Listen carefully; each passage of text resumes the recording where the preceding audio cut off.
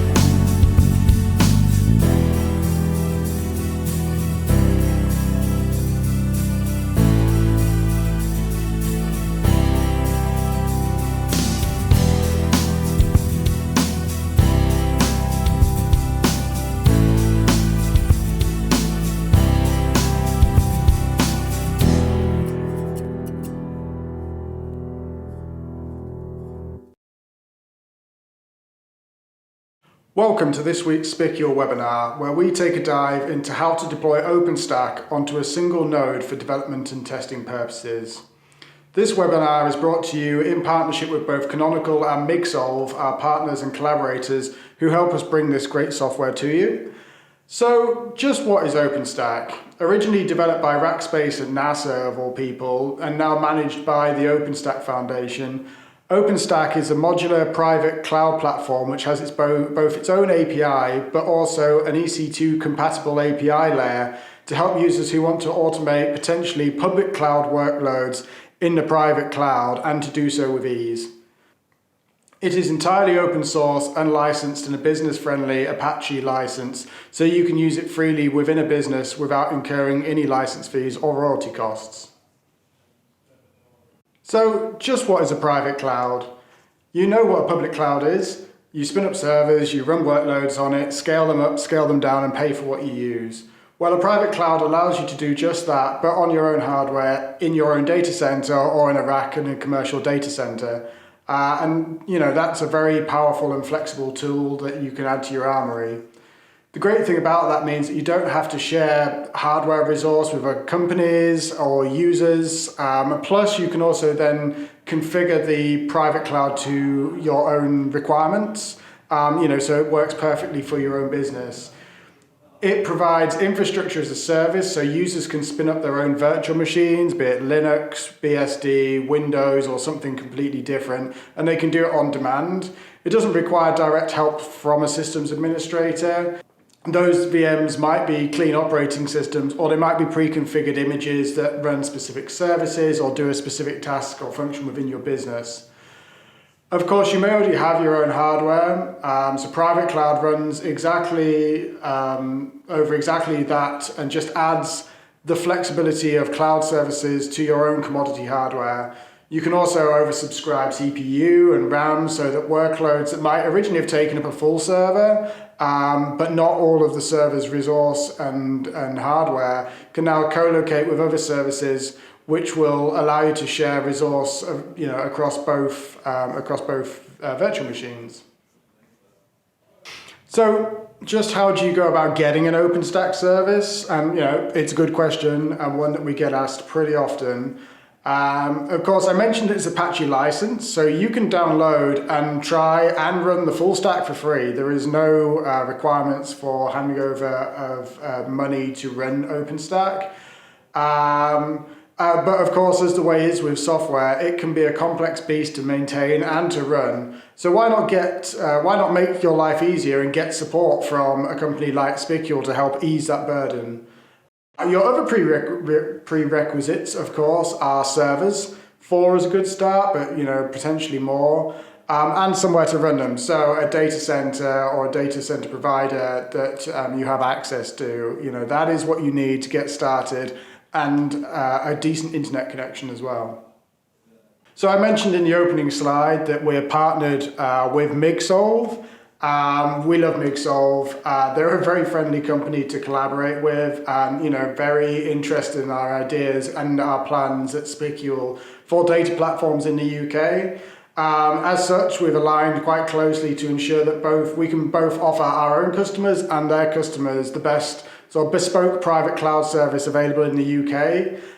You can see on the slide here, they're incredibly security conscious. Their gateway data center is like Fort Knox. It's amazing. And it's also close to London for great connectivity. So if you're based in London but want to reduce your exposure, your risk exposure, Migsolve is a great data center to put your data in. And in partnership with them, the private cloud stuff that we're doing is amazing work. So one of the most obvious questions from this webinar is, why would you want to deploy an entire OpenStack onto a single server, onto a single node? It's a good question, and there's a range of different answers. Firstly, it's quick to get started. You don't need to go out and buy a bunch of hardware. You don't need to wire up all that hardware. It means you can test and validate ideas prior to them being used in a production environment. Secondly, it's cheap. Of course, without all that hardware, it means that you don't have to spend all the cash to get it up and running. So it's cheaper to get going and get testing. It's also a fully functioning deployment. You can spin up virtual machines and use the OpenStack platform as if it was deployed on 20 plus servers, but it just leverages the power that's available on its current installation machine. So obviously the hardware that's used in that machine does make a difference as to how this test runs. But if you've got 8 gigs of RAM and a decent hard drive, you can spin this OpenStack up and get testing. And finally, it mimics the real thing. Under the hood, it uses LXD containers and software-defined networks to fully emulate a working OpenStack setup. It's not a bunch of services co-located on the same machine with their ports tweaked to make sure that they don't bump into one another. It's all deployed. Each service is deployed into its own container, which means that they run individually of one another and act as if they're deployed onto their own unique server.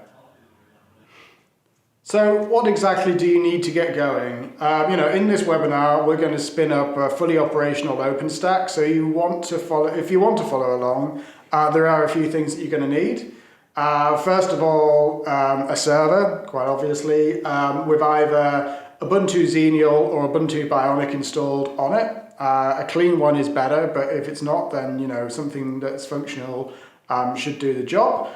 A half-decent internet connection, because you've got to download all the OpenStack components and install the dependencies. So if you're running this in a data center or on something that's got a fast bit of fiber attached, it's going to be a lot less painful. And it will take, somewhere around an hour of time. In this tutorial, we've taken a couple of shortcuts so that people don't have to sit around all day and watch things download and install themselves. So we can show you how it works, but it'll take roughly an hour, maybe an hour and a bit. So with all that said and done, let's get on. Okay, so as you can see, I have SSH'd into my Ubuntu box, and I'm going to snap install LXD, which is our container provider. A bit like Docker, but for system containers as opposed to application containers. Snap packaging is a great way from Canonical to be able to install packages on different operating systems with the same packaging. So instead of RPM and debs, we use snaps, which makes it very convenient to install. So once it's installed properly, of course, it will tell you that LXD 3.6 from Canonical has been installed. Next, we're going to snap install Juju. Juju is the orchestration platform that we'll be using to deploy OpenStack. Again, it's by Canonical. It was designed purely originally for OpenStack deployments to make OpenStack easier to deploy for their SAs and tech teams. Juju is what manages the deployment. And then we're going to install a number, when I can spell it correctly, a number of packages for OpenStack administration. And so we'll add a repository, which is the Queen's OpenStack repo. And then when that's happy, we will then apt update to update our repository mirrors list, package list, sorry. And then we will then apt install ZFS utilities for file system bits and pieces, Squid for a Debian proxy, which we may or may not use, and then the various OpenStack clients. So I'll just go ahead and install those.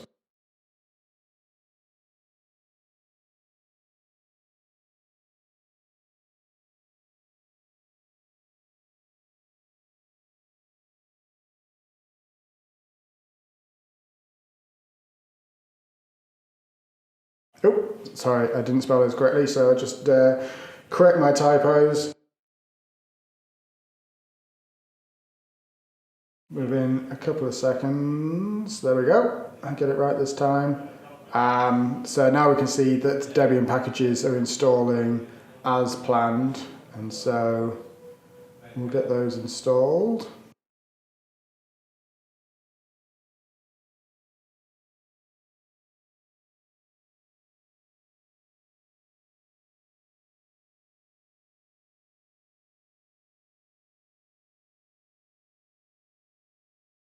So when it gets to the end and you've installed it properly, the last thing we need to do is clone a Git repo which has got the useful deployment information inside it. So we will clone OpenStack Charmers / OpenStack on LXD. Oh, I forgot to install Git, so we'll add that to the list.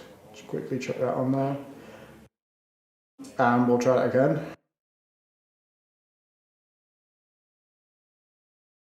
Once that's cloned, we can then cd in, we can have a look at the different files inside the repository. And so obviously there's a whole bunch of different deployment options that are available to us. And so we will now go ahead and tweak the system properties for open files and stuff. We're going to be launching a lot of containers. And so sometimes Linux will get a bit sad with the amount of events and open files that are available, and so we'll just make a couple of changes there.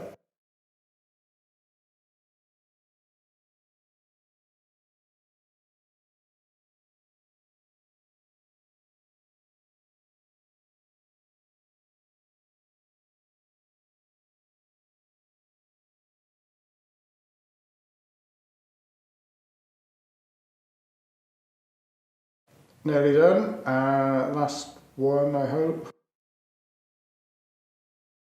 Just update the max map count and stick that one in there.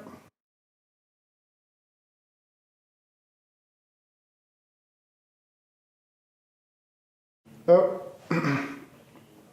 also the swappiness, and so syscontrol is where an awful lot of the Ubuntu global configs for sort of kernel level management lie, and so you can then enable it with syscontrol P.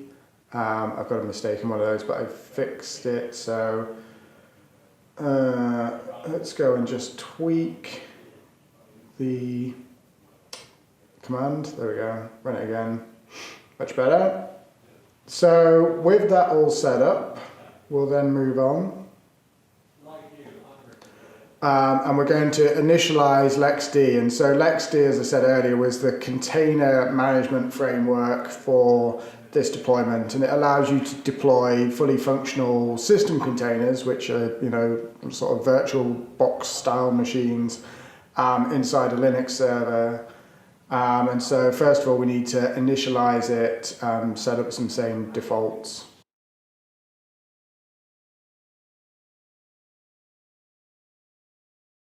So you can set a different storage backend. You need a storage pool of some sort. Default is ZFS, which for us is fine. We don't want to cluster. We're not going crazy. This is single server, so single server VFS. just up the default slightly. Oop, don't want a GB, just 300. We don't want to connect to a MAS server, but we do need a network bridge for external access from the host to the containers. So we'll set up a network bridge, and then we're going to pick a subnet for it to run on. So the IP subnet is 10.0.8.1/24, and we would like to have an IPv4 bridge, and we don't want an IPv6 one because currently I don't believe Juju is compatible with it. We won't print out the output, and that is that. So we should have a working LXD setup, and then we're just going to tweak the network device profile.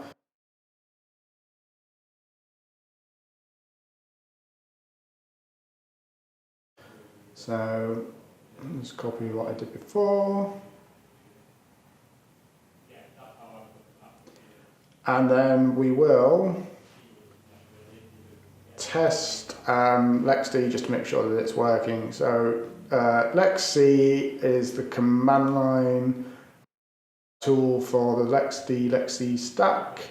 And then as you can see, we're going to launch our Xenial container, which is called working Quetzal. And I should be able to do snap-bin LXC exec.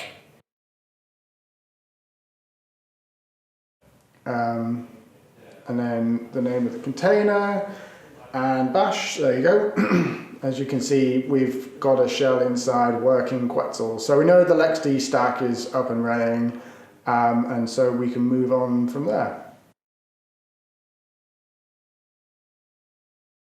Next, we're going to bootstrap Juju, which requires a controller instance. So Juju Bootstrap will create a controller. We're just going to, because we haven't configured it, we're going to remove the apt proxy.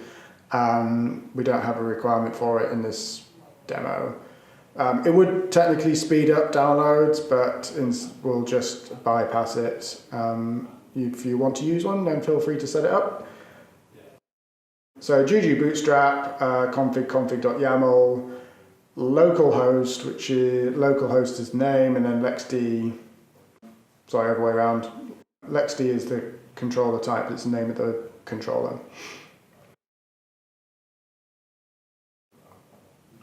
And so what that has done is started a LXD instance that's going to have the Juju controller stuff stuck inside it. And so it's like a Mongo database, I think, and obviously some like REST APIs for communication.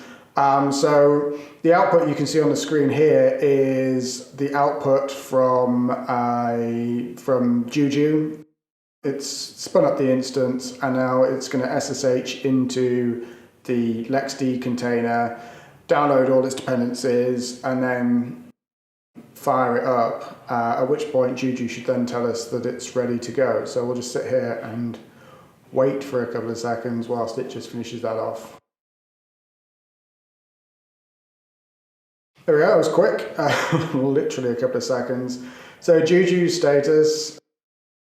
And so snap-in Juju status, I should add this to my path, will tell you it's empty, but that's exactly what we want. So we've got LXD controller, and then if we do LXD list, you can see Juju 91BE61. That is the controller instance that Juju has spun up on our local node. Obviously, you can see they're getting IP addresses. They're just like Docker networks. They're completely virtualized. So in this case, you could set up LXD differently, but in this case, they're completely virtualized. And so from that, we're then just going to tweak the profile with a couple of changes just to make the deployment a bit happier for OpenStack, like namely a second network interface for a start. Again, virtual, it's completely virtualized, but we will set that up. And then we're going to do Juju deploy bundle queens. And as you can see, away it goes. And so this will update its stuff over the next hour or so. I'm not going to sit here for that entire time, but basically it's deploying all of its servers, all the LexC containers, LexD containers that it requires. It's then going to install the software that it requires on them, and then configure the various bits of software in a way that it's needed for a fully working OpenStack setup. So if I run Juju status, you can see after it's deployed all those machines that it's now trying to start 23 different servers. These are all going to be LexC, LexD virtual machines, and if I just scroll up, you can see they've got IP addresses. But it's not like Docker, so it's not an instant download of something that's pre-configured. What it's going to do is download, it's going to spin up like Xenial virtual machines, and it's going to configure each one individually. And so that adds an awful lot of flexibility to the way the deployment works, but obviously takes a little bit more time to get it up and running. But once it's up and running, of course it's up and running. So what we're going to do is wait for it to come up, and then when we're going to take a shortcut, and I'm going to go to one that was configured earlier, and from there we're then going to go through the final bits of the OpenStack setup.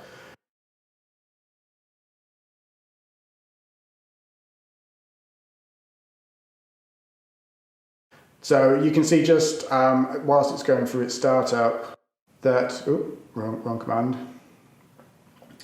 You can see that the status is showing that some machines are going down, but then they go into the started mode. That basically means it's installed its like Bootstrap package and then restarted the machine in a way that it's happy.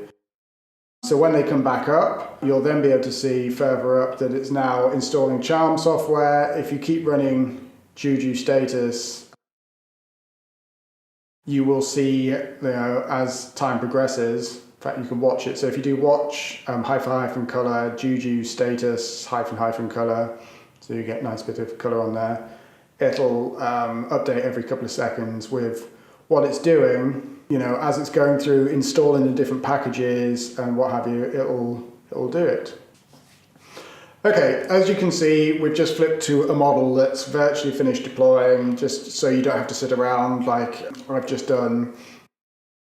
It will take about an hour to get everything up and running, depending on the speed of your server, the speed of your internet connection. But you can see how the different components have swapped from, deploying into its active status or into blocked. Block's not necessarily a bad thing. It just potentially means it's waiting for something else.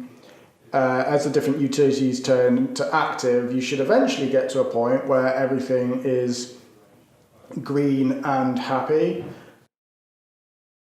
If you end up in a state which is blocked for an error reason, there's going to have to be something likely that requires fixing there. But as you can see, we're just waiting for designate to finish doing whatever it's doing, and then it should be good to go.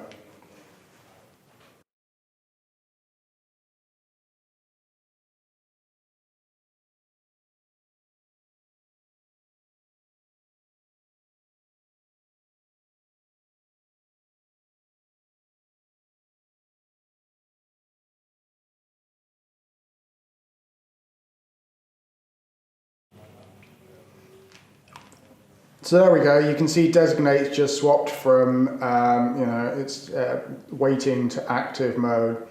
Internally inside Juju, there's a whole bunch of hooks that are sort of triggering every so often to check whether things have changed, whether configs need updating, whatever.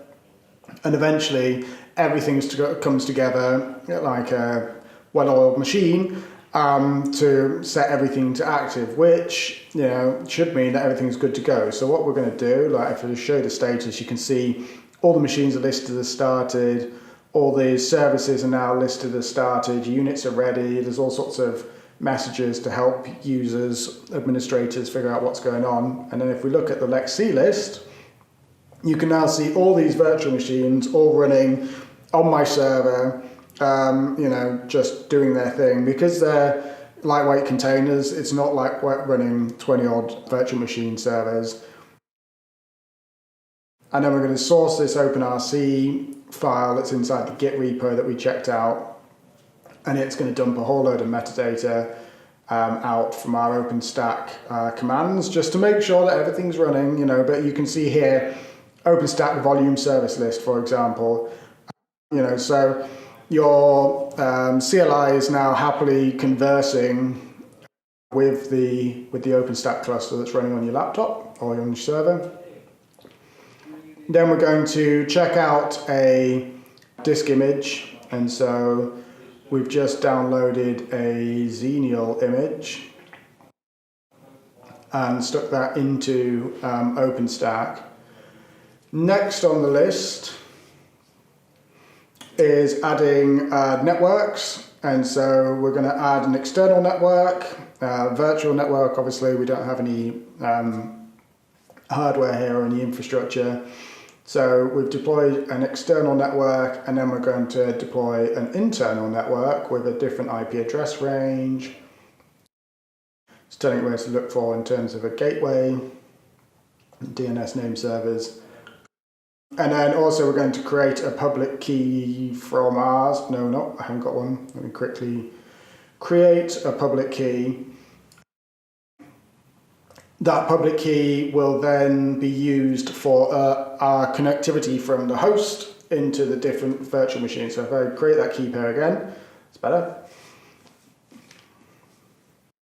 And then you can see these days that there's no flavors shipped with it. So we're going to deploy various flavors. If you've used EC2 before, of course, you'll be aware of the different instance types. OpenStack flavors are exactly the same thing. So we're creating different instance types, and these are arbitrary. You know, we're using well-defined ones, but you could make up your own. And then we're going to deploy our own little OpenStack VM, which is using the M1 small flavor, using the my key we just created, and using the Xenial image that we just downloaded. And so you can see that it's then gone and created that instance. So hopefully, if everything is reporting back as it should do, if we then add a test volume to that, so just a little 10 meg test volume,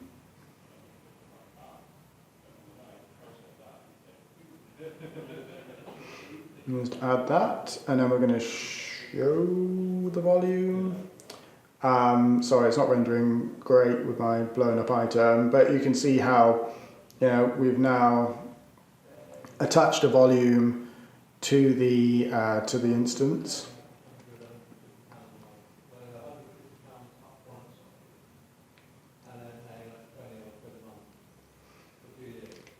And then floating IP, so to get access to it externally, you need to attach a floating IP to it. So we'll create the floating IP.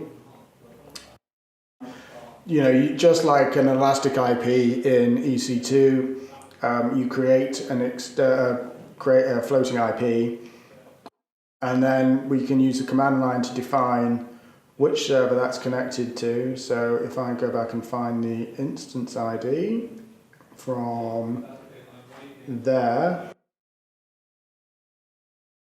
and we will paste in the IP address, and there we go. And now we're just going to create a couple of security groups rather liberally. Don't necessarily do this in production, but just create some security groups for ingress roles and what have you, so we can actually access it. Otherwise, you will not have any access to your server.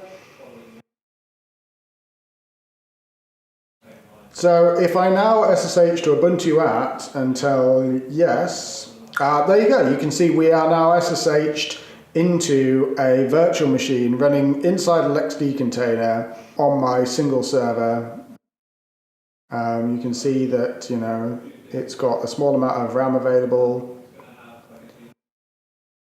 all 992 megs of it.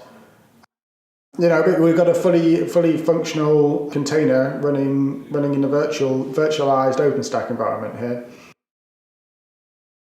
So now we're going to have a quick look at the OpenStack dashboard. I'm not going to go into it in depth because this isn't like an OpenStack onboarding tutorial. This is just a way for us to demo how the OpenStack dashboard also functions perfectly well, as we've been in a rather dark CLI environment.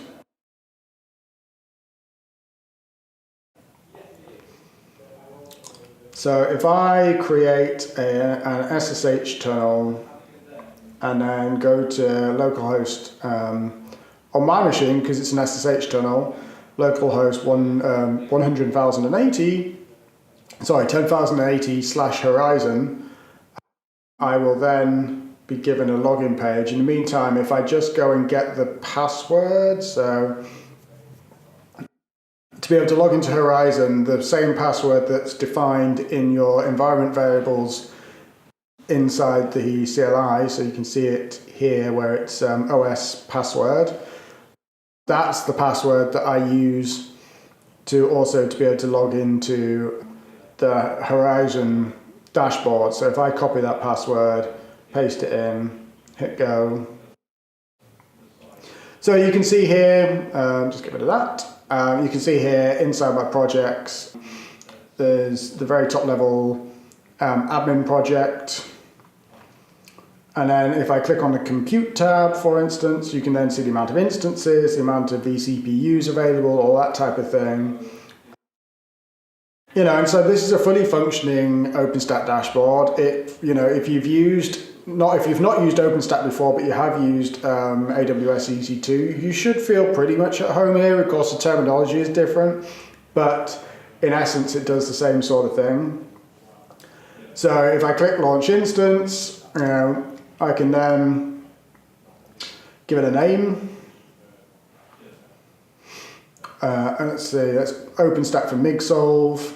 And then I'm going to try and launch 2. I'm not entirely sure if this is going to work, but we'll give it a go. You can see the different ways that you can start it, and then add the Xenial image. Of course, you could have loads of images, or you could build some of your own images and save them and allow people to restart them.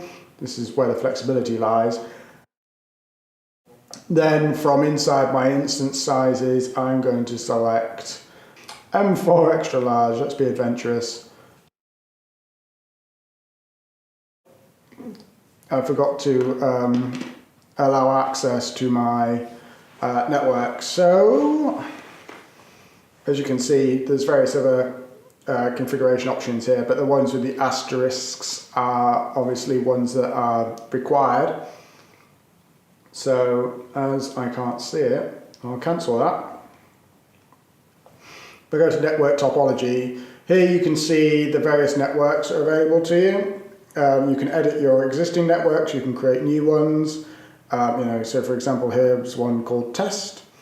And then you can fill in the boxes should you require it.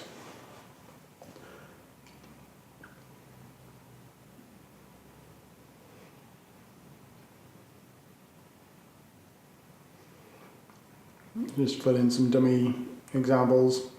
I don't actually need this for this demo, but you get the idea, and then you can create your own software-defined network. But what I want to do is if I go to networks here, and then you can see internal, so if I click edit network and then click on the shared button, if I then go back up to compute, if I go to instances and then I click on launch instance, and with a bit of luck, if I go to networks, there you go, you can see my 2 networks I've now got available. So if I just allow access to that one, OpenStack MigSolve, let's create 2. Use the Xenial instance again. This time I use the flavor M1 large. And that's it. So nothing else is required in terms of mandatory fields. Of course, you may feel the need to fill some in. You may need to open ports up, that type of stuff. So there is obviously the ability to collect other stuff. So I'll launch that and see how we go. and it's trying, so, oh, one of them's failed. You can see the OpenStack MigSolve 1 device is still working on it. And you can see it's gone active. So, you've now got 2 virtual machines, one with an external floating IP, one without, running inside your LXC setup. So let me just try and kill this one off.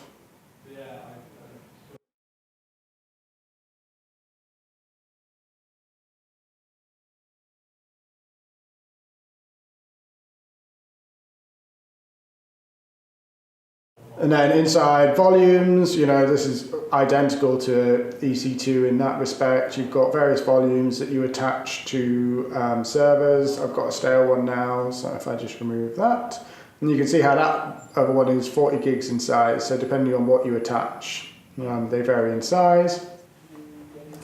We've got Object Store. Object Store is like S3. So you create containers, also known to many of you as buckets. So we'll create the MigSolve container.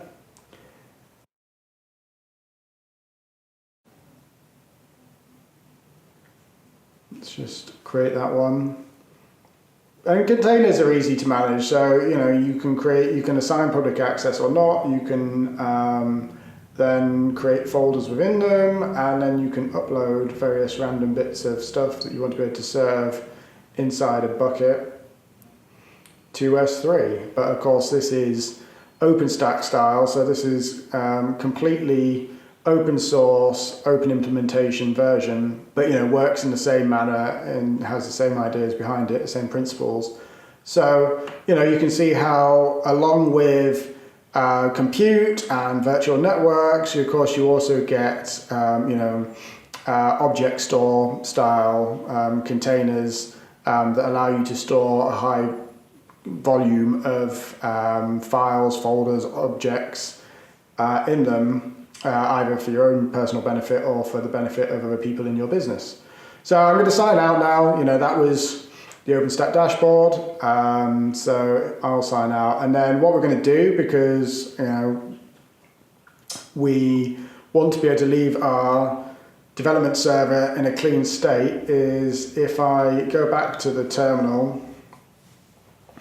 And we'll do Juju status, so we can still see everything's up and running. And so we're going to do Juju destroy controller.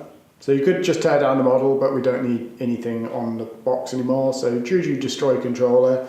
If I tell it without doing anything, it'll warn me because it doesn't want you to accidentally destroy all your machines. So when I can spell right, we'll do LXD destroy all models. We'll say yes, and it will now whip through the entire Juju stack, tear down every single machine that it's stood up, remove any trace of it, and deconfigure bits and pieces. Of course, you don't have to destroy the whole controller. You could leave it up if you need it, or if you wanted to keep various components of OpenStack available to you but tear down other bits and pieces, you could of course do that. So you can see as Juju's responding, it's just removing the different applications, and then once the applications are gone, it'll then remove the various machines that LXD had spun up. Of course, if this was inside a MAS deployment, for example, if you wanted to do OpenStack on MAS, this would be now decommissioning MAS nodes and returning them back to the pool so that other resources could then pick them up. So once it's torn them all down, which should be momentarily, it says 13, but I think it will ditch them all pretty quickly.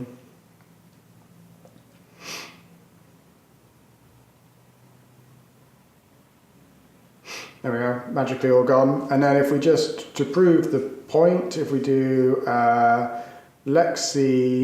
if we do Juju status just to prove that there's nothing there, and then we'll do LXC list, and you can see all the machines have gone.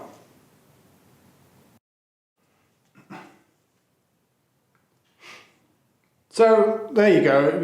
What you've seen there is a deployment of an OpenStack setup to LXD containers on a single machine, running a fully functional OpenStack suite. Because it's using the LXD containers, it's far more flexible. It uses virtualized but realistic network configuration as well, so that if you take that stuff into production, it will function in the same manner.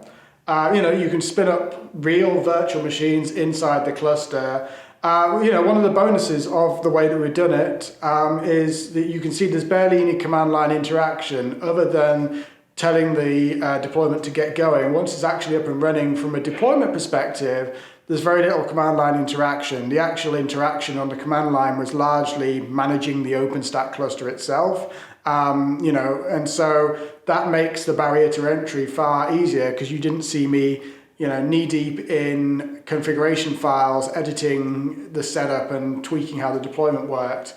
And that does mean that you can then lift that thing and deploy it into production onto its own servers, and it will behave in exactly the same manner. So what you've seen there is something that you can use both for testing and development purposes, but then also take the same ethos and deploy it into production.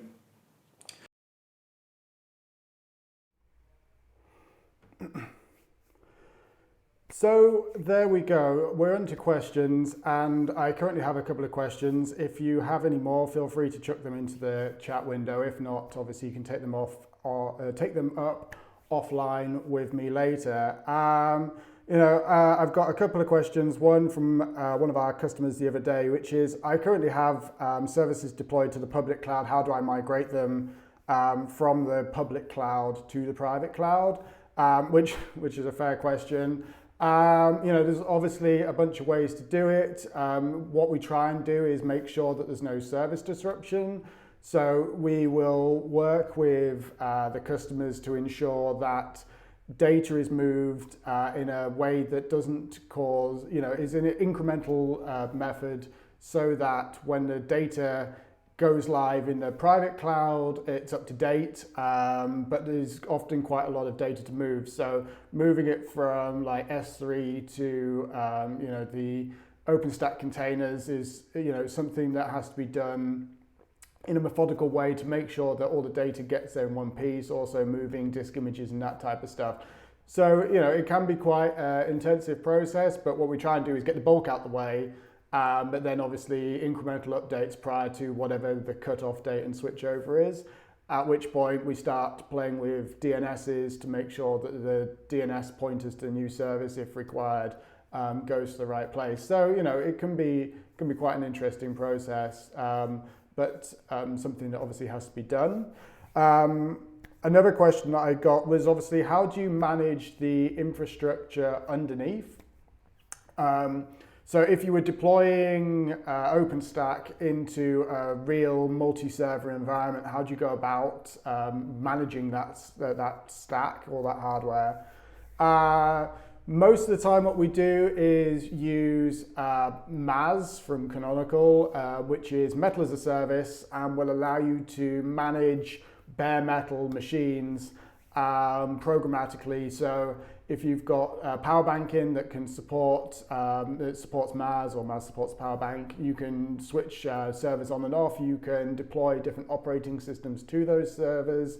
And also Juju can manage that as well. So you have like automatic deployment and provisioning of operating systems to servers, and then you have the automatic deployment of the OpenStack stack to those servers as well. So it's a sort of dual edge thing, but allows for fully automatic and fully scalable deployments inside a data center onto bare metal. So they're the two questions that I've got currently, and there's nothing in the chat window. So what I will do now is leave you with the final slide. I want to thank you all for tuning in and taking time to watch.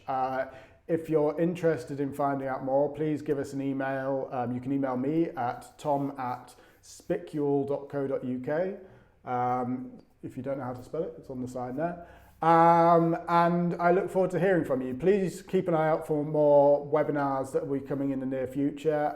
We're going to do a whole bunch of automation stuff and also big data bits and pieces, along with some more in-depth like OpenStack specific webinars as well. So subscribe to the channel, make sure you get notifications and alerts about when this stuff comes along. And I will leave it there, and thanks for watching.